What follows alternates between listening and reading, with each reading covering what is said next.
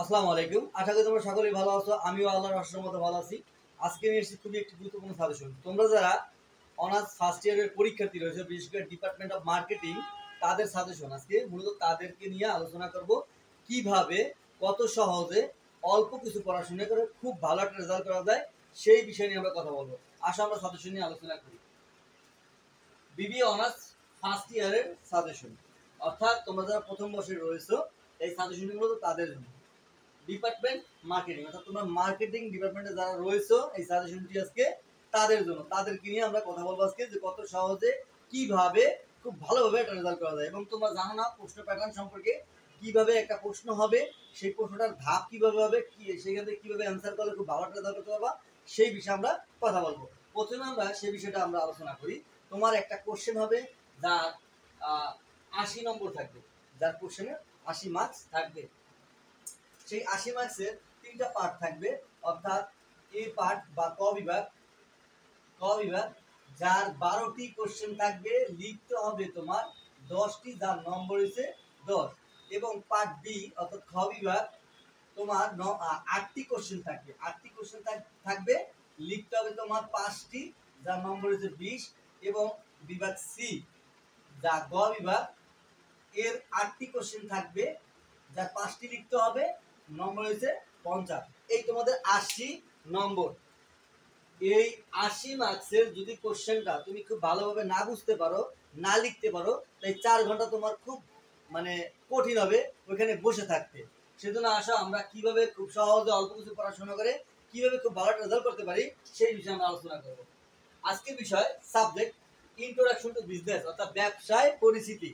ব্যবসায় পরিচিতি এই বিষয়ে আমরা কথা বলবো। Subject code 21-23-01। টাইম তোমাদের 4 ঘন্টা সময় দেওয়া থাকবে, যার মার্কস হইছে 80। যার মার্কস কত? 80। আসো আমরা সাজেশনে আলোচনা করি। তোমাদের এই এই সাবজেক্টটায়, এই বিষয়টায় তোমাদের অনেকগুলো অধ্যায় আছে, অনেকগুলো তোমাদের 20টির মতো অধ্যায় আছে, 22টি অধ্যায় আছে। এই 22টি অধ্যায় থেকে আমি এত শর্ট করছি যে এর থেকে আর শর্ট করা সম্ভব না। এখান থেকে আমি কিভাবে সাজেশনটা সাজাইছি, তোমরা যারা টপার হতে চাও তারা টপার হতে পারবা, অর্থাৎ 80 নম্বরে 80 নম্বর কমন ফেলতে পারবা। তোমরা যারা ফার্স্ট ক্লাস পেতে চাও, যে ন্যূনতম আমার 60 নম্বর কমন লাগবে, এবং যারা পাস করতে চাও, যে পাস, শুধুমাত্র পাস, তোমাদের পাস করতে হলে 32 লাগবে, 80-র মধ্যে পাস 32। আর তোমাদের 60 মার্কস ন্যূনতম লাগবে ফার্স্ট ক্লাস পেতে হলে। ফার্স্ট ক্লাস তোমাদের পেতে হলে কি এই 60 নম্বরের কোশ্চেন মানে মিনিমাম পেতে হবে, নতুবা তোমার ফার্স্ট ক্লাসটা পাবা না। আসলে আমরা সাজেশন আলোচনা করি। আমি প্রথমেই যে অধ্যায়টা রেখেছি সেটা হচ্ছে প্রথম অধ্যায়, ব্যবসায় এবং ব্যবসা অর্থনীতির ভিত্তি।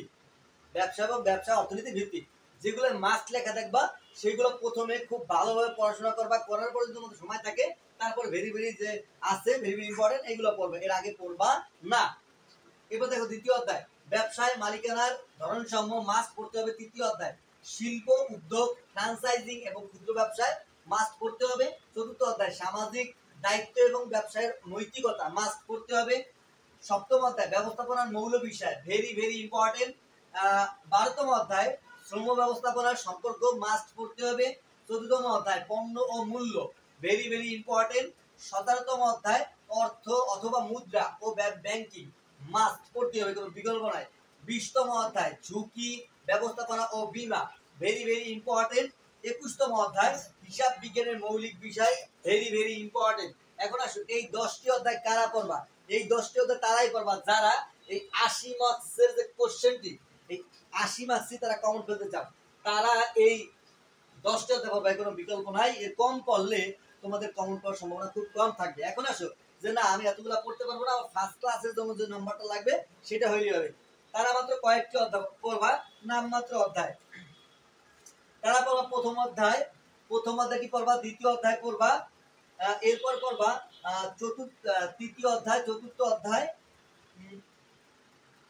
সপ্তম অধ্যায়, 12তম অধ্যায় এবং 14তম এবং 17।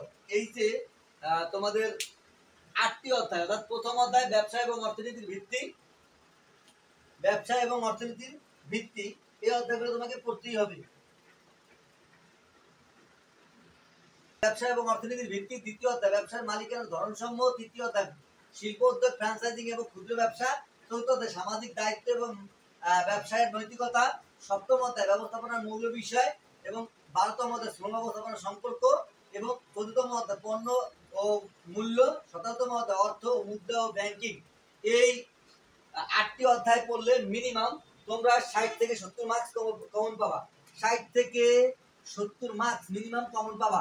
সেই জন্য তোমাদেরকে অবশ্যই গুরুত্ব সহকারে এই 8টি অধ্যায় পড়তে হবে। এর কোনো বিকল্প নাই, কারণ এইটা তোমার অনেকগুলো অধ্যায় আছে, ম্যাক্সিমাম অধ্যায় কম বেশি করে কোশ্চেন করে। এখন আসলে যারা যে আমি এতগুলো অধ্যায় পড়তে পারবো না, আমার পাস করতে পারলেই হইলো, তাদের জন্য ব্যবস্থা আছে। তারা মাত্র নামমাত্র কয়েকটি অধ্যায় পড়লে হবে, তারা মাত্র 4টি অধ্যায় পড়বা। প্রথম অধ্যায়, দ্বিতীয় অধ্যায়, তৃতীয় অধ্যায়, চতুর্থ অধ্যায়। প্রথম অধ্যায়, দ্বিতীয় অধ্যায়, তৃতীয় অধ্যায় এবং চতুর্থতম অধ্যায়, এই যে 4টি অধ্যায় দিলাম, অর্থাৎ ব্যবসা এবং অর্থনীতির ভিত্তি, ব্যবসার মালিকানা ধরন সমূহ, শিল্প উদ্যোগ, ফ্র্যাঞ্চাইজিং এবং ক্ষুদ্র ব্যবসা, সামাজিক দায়িত্ব এবং ব্যবসায়ী নৈতিকতা। এই যে 4টা অধ্যায় দিলাম, এই 4টা অধ্যায়ের কোনো বিকল্প নাই। 4টা অধ্যায় না পড়লে তোমরা পাস করতে পারবে না। তোমাদের যে পাস করার জন্য 32 লাগবে, সেই মার্কসটা কিন্তু এই 4টা অধ্যায় কমন পাবা। সেজন্য আমি বলবো 4টা অধ্যায় খুব ভালোভাবে পড়তে হবে। যতটুকু সময় আছে আশা করি ভালোভাবে পড়াশোনা করলে খুব একটা ভালো রেজাল্ট করতে পারবা, গ্যারান্টি। এবং তোমরা second year, third year, final ইয়ারে তোমাদের প্রত্যেক ইয়ারে কিন্তু সাজেশন আমার চ্যানেল এবং পেজে পেয়ে যাবা। সেই জন্য তোমরা অবশ্যই সাজেশনগুলো খুব গুরুত্ব সহকারে দেখবে, কারণ আমার বিগত বছর সাজেশনগুলো 100% কিন্তু কমন করে। সেই জন্য আমি তোমাদেরকে বলবো সাজেশন যদি মূল্যায়ন করতে পারো, শিওর থাকো পরীক্ষা খুব ভালো একটা রেজাল্ট করতে পারবা। এখন আসো, যারা আমার ফেসবুক পেজের সাথে যুক্ত নাই, তারা আমার পেজের সাথে অবশ্যই যুক্ত হয়ে যাও। ফলো করো আমার পেজটিকে, Imdadul coaching Facebook page, EMDADULS Imdadul coaching, বড় COCHIN কোচিং। এই পেজটির সাথে যুক্ত হও, এই পেজটির সাথে তোমরা যুক্ত হয়ে যাও। তাহলে তোমরা তোমাদের যে সমস্যাগুলো সেগুলো তোমরা আমাকে জানাইতে পারবা এবং খুব সহজে আমি তোমাদেরকে সমাধান দিতে পারবো। আশা করি তোমাদেরকে সাজেশনটি বুঝাইতে পারছি। খোদা হাফেজ, ভালো থাকবে।